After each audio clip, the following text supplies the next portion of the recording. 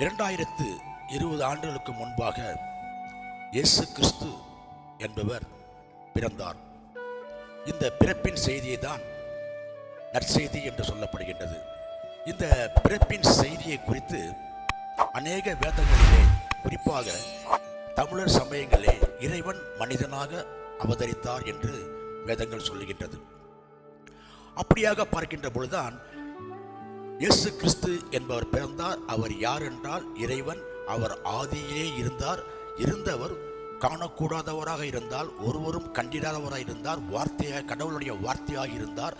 அந்த வார்த்தை தான் மாம்சமாகி அவர் 2020 வருடங்களுக்கு முன்பாக அவர் மனிதனாக அவதரித்தார். அப்போ மனிதனாக அவதரித்தார் என்று நம்ம பார்க்கின்ற பொழுது இறைவன் எப்படி மனிதனாக அவதரிக்க முடியும் என்ற கேள்விகள் அநேகருக்கு எழுப்பலாம். ஆனால் மனிதனுடைய அறிவுக்கு அப்பாற்பட்ட ஒரு நிகழ்வுதான் இந்த நிகழ்வு. இதை ஆய்ந்து பார்க்க முடியாது. ஆனால் வேதங்கள் அதற்கு சரியான ஆதாரங்களை நமக்கு காண்பிக்கின்றது. குறிப்பாக பார்ப்போமே, ஆனால் இந்த கிறிஸ்துமஸ் பண்டிகை என்பது கிறிஸ்தவர்களுக்கு மாத்திரம் உறுத்தது அல்ல என்பதை ஏற்கனவே கடந்த செய்தியிலே சொல்லியிருக்கிறேன். இந்த செய்தியிலும் கூட அறுதியிட்டு உறுதியாக சொல்லுகின்றேன். இறைவன் மனிதனாக பிறந்த அந்த நாளை கிறிஸ்தவர்கள் கிறிஸ்துமஸ் என்று, கிறிஸ்து பிறப்பின் நாள் என்று அனுசரித்துக் கொண்டிருக்கின்றார்கள். ஆனால் இதோட உண்மை என்னவென்று கேட்டால், முழு மனு உலகத்திற்கும் அவர் கழுவையாக, பாவத்து கழுவாக அவர் பிறந்து எல்லோருக்கும் மீட்பை உண்டு பண்ணும்படிக்காக அவர் இயேசு கிறிஸ்து என்ற பெயரிலே அவர் பிறந்தார். இது எல்லா மக்களுக்கும் உரித்தான ஒரு நாளாக நாம் கருத வேண்டும். இதை குறித்து அவதாரம் என்று சொல்லுகின்றோம். அவதார் என்ற சமஸ்கிருத வார்த்தைக்கு இறங்கி வருதல் என்ற பொருள். இந்த இறங்கி வருதல் என்று சொல்லுவதனால் எங்கிருந்து இறங்கி வருதல் என்று பார்க்க வேண்டும். இதை பரிசுத்த வேதாகமம் எபேசிய 4ஆம் அதிகாரம் 9-10 வசனங்களிலே நாம் வாசிக்கின்றோம். அவர் ஏறினார் என்பதினாலே அதற்கு முன்பாக இந்த பூமியிலே தாழ்விடங்களில் இருந்தார் என்று அறிந்து கொள்ள முடிகின்றது. அப்படி ஏறினவர் இந்த தாழ்விடங்களில் தன்னுடைய முழு அந்த சித்தத்தை நிறைவேற்றிவிட்டு அவர் ஏறி சென்றார் என்று சொல்லப்படுகிறது. அப்போ ஏறினார் என்றால் அங்கிருந்து இறங்கி வந்திருக்க வேண்டும். இறங்கி வந்தவர் தன்னுடைய பிதாவாய கடவுளுடைய சித்தங்களை நிறைவேற்றி விட்டு அவர் மறுபடியும் ஏறி சென்றார் என்று அர்த்தம் கொள்கின்றது. அப்படி என்றால் ஆண்டவராய் இயேசு கிறிஸ்து இந்த பூமியிலே மனிதனாக அவதரித்தார். அவதரித்து பின்பு பிதாவின் சித்தத்தை நிறைவேற்றி முடித்து 33 வருடங்கள் இந்த பூமியிலே அவர் வாழ்ந்து மரித்து 3ஆம் நாள் உயிரோடு எழுந்து மீண்டும் பரலோகம் ஏறி சென்றார் என்று அவதாரத்தை குறித்து சொல்லுகின்றது. அவதாரங்கள் என்பது வேறு, அவதாரம் என்பது வேறு. அவதாரம் என்பதுதான் ஒரே ஒன்றுதான் அவதாரம். அவதாரங்கள் என்பது அது புராண கதைகளே அநேகம் எழுதி வைத்திருப்பார்கள். அதை குறித்து நாம் பார்ப்போமே, ஆனால் அது ஏற்புடையதாக நல்ல ஒரு பொது அறிவுக்கு அது உகந்ததாகவே தெரியாது. ஆகையினாலே இந்த தமிழர்கள் சமயமாகிய சைவ சித்தாந்தம், வைணவம், இந்த நூல்களை பார்க்கின்ற பொழுது அவதாரங்களை குறித்து அநேக சம்பவங்கள், அநேக நிகழ்வுகளை குறித்து பாடல்களாக அவர் எழுதி வைத்திருக்கிறார்கள். அந்த பாடல்களில் ஒன்றுதான் நாம் பார்க்க போகின்றோம். சைவ சித்தாந்த சாத்திரங்களிலே 14 சாத்திரங்களில் ஒரு சாத்திரமாகிய போற்றி பக்கருடை என்ற நூலிலே அருள் நந்தி சிவாச்சாரியார் இப்படியாக ஒரு பாடல் பாடுகின்றார். கள்ள வினை வென்று பிறப்பற்க சாத்திய வீரக்கடலும் ஒன்றும் உருத்தோன்றாமல் உள்ளடக்கி என்றும் இரவா இன்பத்தை எமையிருத்தல் வேண்டி பிறவா முதல்வன் பிறந்து நரவாரும் தாருளாவும் சம்பந்த நாதன் என்று பேரில்லா நாதன் பேர் புனைந்து பாரோர்த்தோம் உண்டி உறக்கம் பயம் இன்பம் ஒத்துழகி கொண்ட குணம் போற்றி என்று பாடியிருக்கின்றார். இந்த பாடலின் கருத்து சுருக்கமாக என்னவென்று கேட்டால், கள்ளவினை வென்று ஆதியிலே பாவம் மனிதனுக்குள் வந்தது. அது எப்படி வந்தது? கள்ளத்தனமாக வந்தது. கள்ளத்தனம் என்றால் எப்படி? கடவுள் ஆதாம் ஏவாள் என்று 2 மனிதர்களை படைத்தார். படைத்த மனிதர்கள் கடவுளோடு இசைந்து உறவாடி கொண்டிருந்தவர்கள். அவர்களை வஞ்சிக்கும் முடியுமா கள்ளத்தனமாக பிசாசு பாம்பின் வடிவு வந்து அவர்களை இந்த பழத்தை சாப்பிடு என்று சொன்னவுடன், கடவுள் சாப்பிடக்கூடாது என்று சொன்ன பழத்தை அவர்களை சாப்பிடும்படிக்காக கள்ளத்தனமாக ஒரு தந்திரமாக அவருக்குள்ளாக கிரியை செய்து அவர் என்னங்க அவருடைய எண்ணங்களை மாற்றி அவர் கடவுளுடைய கீழ்ப்படியாமை நடந்து அந்த பழத்தை எடுத்து சாப்பிட்டதுனாலே அங்கே முதலாக பாவம் வந்தது. இதைத்தான் ஆதி பழி என்று பரிசுத்த வேதாகமம் சொல்கிறது. அதே போல சைவ சமயத்திலே பார்த்த சகசமலம் என்றும் கண்ம மலம் என்றும் சொல்லப்படுகின்றது. அதே போல வைணவத்தில் பார்க்கின்றது ஜன்ம பந்தம் கண்ம பந்தம் என்று சொல்லுகின்றது. அதாவது ஜென்ம பாவம் கண்ம பாவம். ஜென்ம பாவம் என்பது ஆதியிலே பிறப்பிலே நம் கருவிலே உருவாகி வந்து விடுகிறது. கர்ம பாவம் என்று அன்றாட வாழ்க்கையில் நாம் செய்கின்ற பாவங்கள் நம்மளை ஆட்கொள்கின்றது. இப்படியாகத்தான் சொல்கிறது. அப்போ அந்த கள்ள வினை வென்று பிறப்பெருக்க அந்த கள்ள வினையால் அந்த பாவத்தினாலே சிக்குண்ட மக்களை, அந்த மரணத்துக்கு எதுவாக இருக்கின்ற மக்களை மீட்க வேண்டும் என்று கான் படைத்த பிள்ளைகள் அந்த பாவத்திலே விழுந்து விட்டார்கள். அந்த பாவத்தில் விழுந்த மக்களை மீட்க வேண்டும் என்று இறைவனே மனிதனாக வந்து அந்த பாவங்களை வென்றெடுத்தார், அறுத்தெடுத்தார் என்று சொல்லுகிறது. அவர் எப்படி பிறந்தார் என்று பார்க்கின்ற பொழுது அதுதான் சொல்லி இரவா இன்பத்து எமையிருத்த வேண்டி பிறவா முதல்வன் பிறந்தார். அப்போ நீங்களும் நானும் பிறவா இன்பத்து இருக்க வேண்டும். அதாவது இரவா இன்பத்தில், அதாவது மரணமே இல்லாத ஒரு நித்திய வாழ்வில் நம்மை கொண்டு நிறுத்த வேண்டும், அந்த வாழ்க்கைக்கு நம்மளை உறுத்தவர்களாக மாற்ற வேண்டும் என்பதற்காக பிறவா முதல்வன் பிறந்தார். அவர் மனுக்குலத்திலே மனிதர்களைப் போல அவர்கள் மனிதர்களை போல உறவு கொண்டு அவர் பிறக்கா வண்ணம் அவர் பிறந்த விதம் அதிசயமான விதமாக இருக்கின்றது. இயற்கைக்கு அப்பாற்பட்ட விதமாக இருக்கிறது, ஆச்சரியமான விதமாக இருக்கிறது.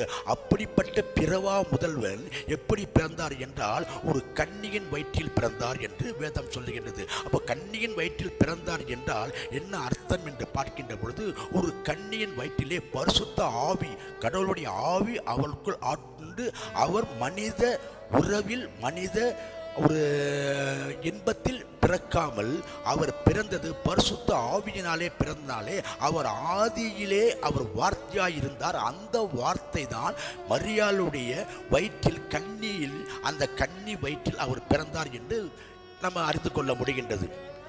அவர் அப்படி பிறந்ததுனாலே அவர் யூதன் அல்ல, அவர் கிறிஸ்தவர் அல்ல, அவர் இந்து அல்ல, எல்லா மனிதர்களுக்கும் அப்பாற்பட்டவர். என்றால் கடவுள், பிறந்தவர் கடவுள். இதை நாம் நன்றாக அறிந்து கொள்ள வேண்டும். அவர் கன்னியின் வயிற்றில் பிறந்ததுனாலே யூத குலத்தில் பிறந்தார், அவர் யூதருடைய கடவுள், அவர் யூதன் என்றெல்லாம் தவறாக உபதேசம் பண்ணி கொண்டிருக்கின்றார்கள். அவர் யூதரே அல்ல, ஆனால் யூத முறைமைகளை கடைபிடித்தார். கர்த்தருக்கு ஸ்தோத்திரம். பிரியமான சகோதர சகோதரிகளே, இங்கே பார்க்கின்ற பொழுது இப்படியாக பிறந்தார். எதற்காக பிறந்தார்?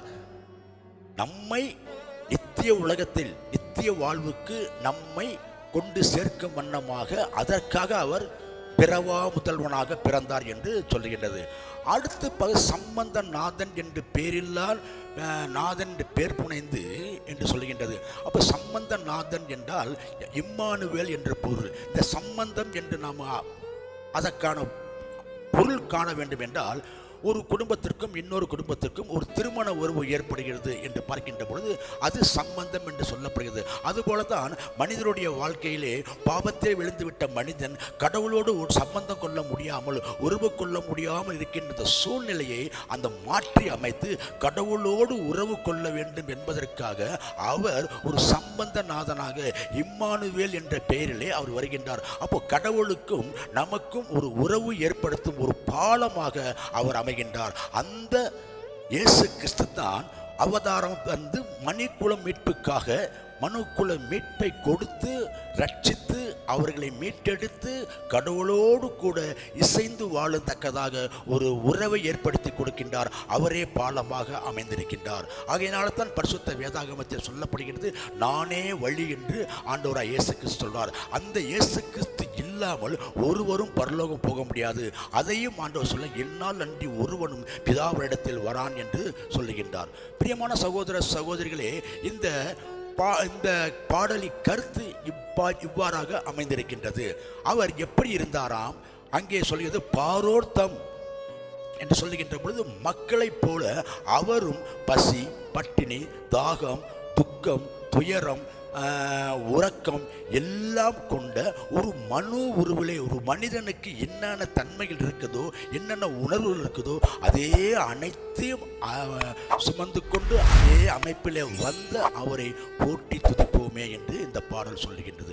அப்படி என்றால் இந்த போற்றி பகருடலை சொல்லுகின்ற அந்த பாடலுடைய கருத்து என்ன என்று பார்க்கின்ற பொழுது, இறைவன் மனிதனாக வந்தார், பாவம் போக்கும்படிக்காக வந்தார், பாவத்தில் உள்ள மனிதனை மீட்டு இறைவனோடு சேர்க்க வேண்டும் என்பதற்காக இந்த பூமியிலே பிறந்தார் என்று அதில் அர்த்தம் சொல்லுகின்றது. இது சுருக்கமான கருத்தாக நான் உங்களுக்கு சொல்லியிருக்கின்றேன். அதே போல பிரம்மசூத்திரத்திலும் இதை குறித்து சொல்லுகின்றது. பிரம்மசூத்திரம் 3:2:31 சேது உண்மான் சம்பந்த பேத என்று சமஸ்கிருத ஸ்லோகத்திலே சொல்லப்படுகிறது. இந்த சேது உண்மான் சம்பந்த பேத என்பதற்கு என்ன அர்த்தம் என்று பார்ப்போமே ஆனால், சேது என்றால் பாலம், அளவு, உண்மான் என்றால் அளவு, சம்பந்த என்றால் உறவு, பேத என்றால் பேதங்கள். அப்போ அந்த கடவுளுக்கும் மனிதனுக்கும் ஒரு உறவு உண்டாக்க வேண்டும். மனிதனுக்கும் கடவுளுக்கும் பிரிவினை இருக்கின்றது. அந்த பிரிவினை நீக்கி கடவுளோடு மனிதன் உறவு கொள்ள வேண்டும் என்ற ஒரு நோக்கத்தின் ஒரு பாலமாக அமைகின்றது கடவுள்.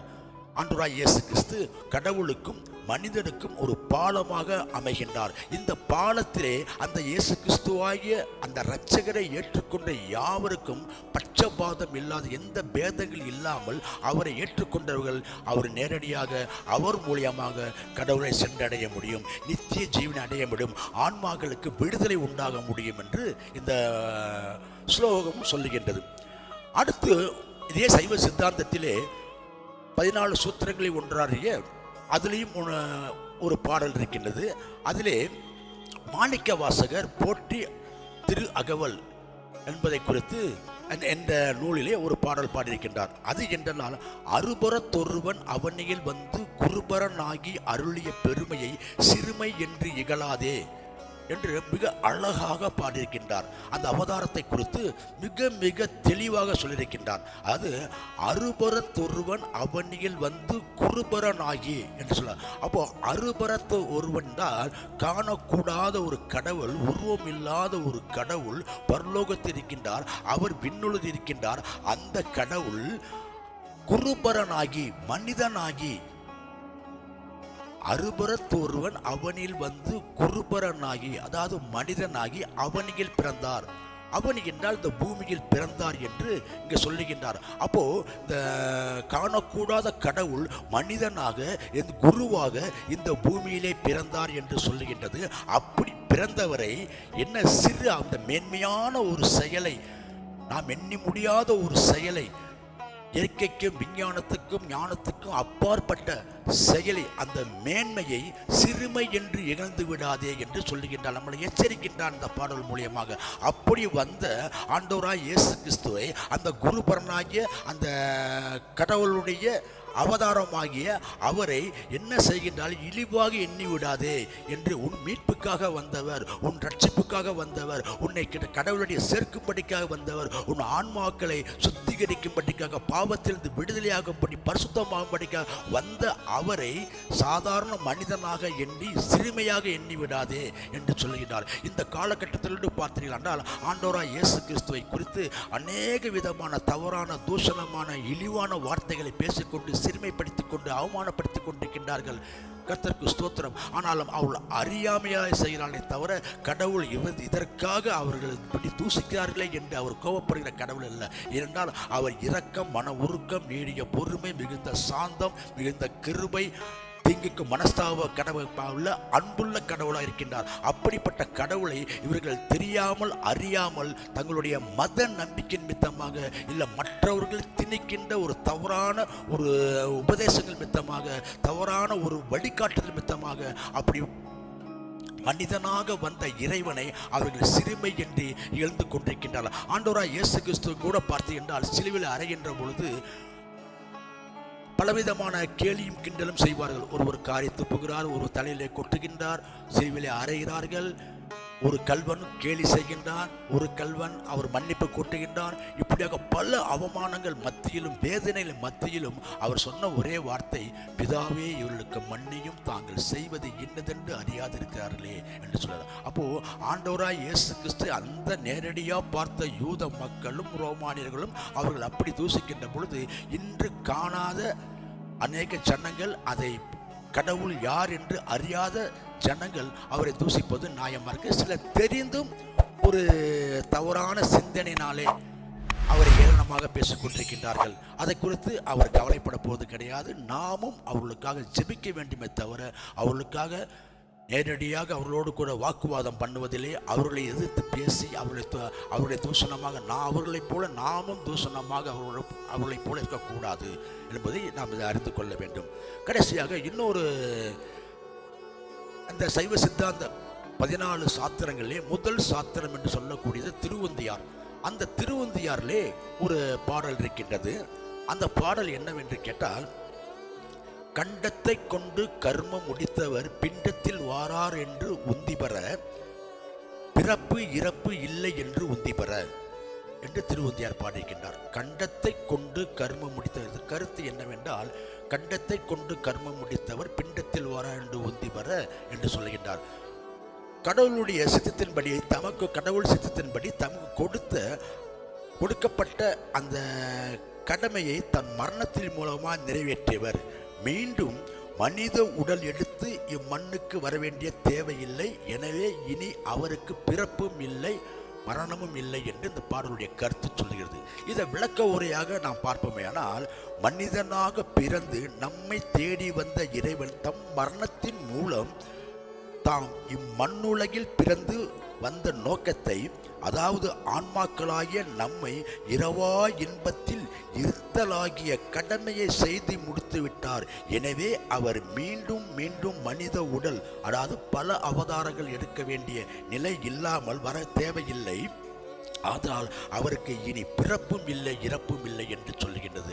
ஆகையினாலே இந்த திருவந்தியார் சொல்லுவது என்னவென்று கேட்டால், கடவுளுடைய சித்தம் என்னவென்றால், தன் வார்த்தையாக அந்த மனிதன் உருவத்தில் வந்த இயேசு மூலியமாக அவர் மனுக்குள்ள மீட்புக்காக, ஆன்ம மீட்புக்காக அவர் வந்துவிட்டார். இனி அவர் பிறக்க வேண்டிய அவசியமில்லை. இனி அவர் மரணமும் அவளை மேற்கொள்ள முடியாது. ஒரு தடவை பிறந்தார், மரணத்தை ருசி பார்த்தார், மீண்டுமா உயிரோடு எழுந்தார். இதே வாழ்க்கை தான் நம்ம அனைவருக்கும் உண்டு. அந்த வாழ்க்கைக்காக தான் இப்படி இயேசு கிறிஸ்து என்ற ஒரு கடவுள் மனிதனாக இந்த பூமியிலே பிறந்தார். இந்த நாளை தான் கிறிஸ்துமஸ் என்று கிறிஸ்துவை ஏற்றுக்கொண்டவர்கள் அதை அனுசரித்து கொண்டு வருகிறார்கள். பிரியமான சகோதர சகோதரிகளை, நீங்களும் கூட இது உண்மை என்ன என்பதை அறிந்து, அந்த இயேசு கிறிஸ்து தான் இறைவனாக இருந்த அந்த இயேசு கிறிஸ்தான் மனிதனாக வந்து மனுக்குல மீட்புக்காக வந்தார் என்று உங்களையும் ஏற்றுக்கொள்ளும்படிக்காக, நீங்களும் அறிந்து கொள்ளும்படிக்காக இந்த நிகழ்ச்சி மூலியமாக வேண்டி விரும்பி கேட்டுக்கொள்கிறேன். நன்றி, வணக்கம்.